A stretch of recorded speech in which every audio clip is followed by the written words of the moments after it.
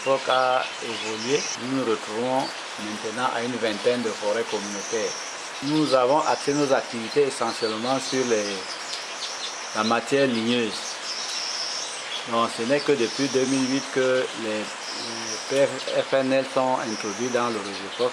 On a organisé les groupes, les collectes et on est allé jusqu'à la formation des communautés dans le cadre de la valorisation de ces produits. Nous sommes maintenant au niveau de la commercialisation. Nous nous rendons compte qu'il y a beaucoup d'argent qui rentre au niveau des communautés.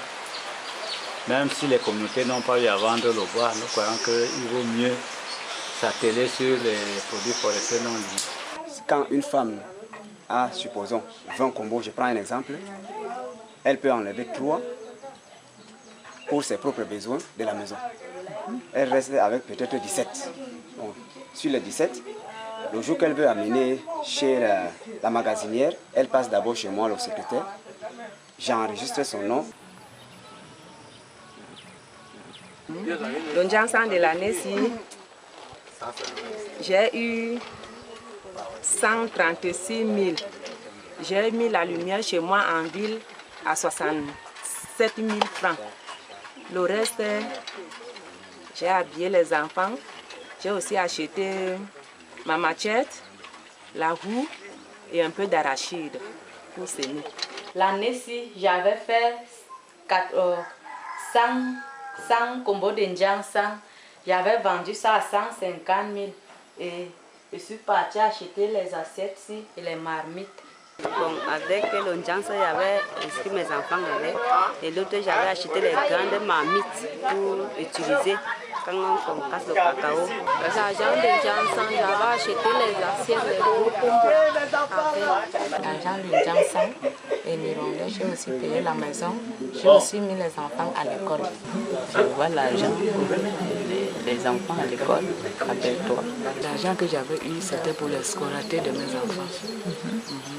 J'avais aussi payé quelques assiettes pour la maison. J'ai fait ma mangue sauvage, j'ai acheté mes combos, mes assiettes et les marocottes. Et avant, j'ai acheté mon salon qui m'a fait 400 000. Si c'est-à-dire que je trouve l'argent, je vais changer la toiture de ma maison. Je paie aussi le matelas afin que je ne puisse vivre. Malgré que c'était dur, j'ai quand même fait un peu le Njansan qui m'a aidé à acheter le matelas aux enfants. Les enfants ne dormaient plus par terre, mais ils ont aujourd'hui un matelas qui peuvent dormir sur ça.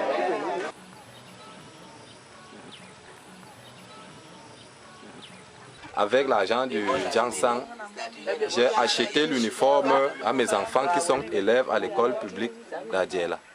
Sur cette Njansan, j'avais vendu pour la santé de mes enfants et les fournitures de l'école. J'ai travaillé la mangue sauvage et j'étais pris par la grossesse de ma femme, j'ai fait la liette de ma femme aussi. J'ai payé ceci pour le cacao.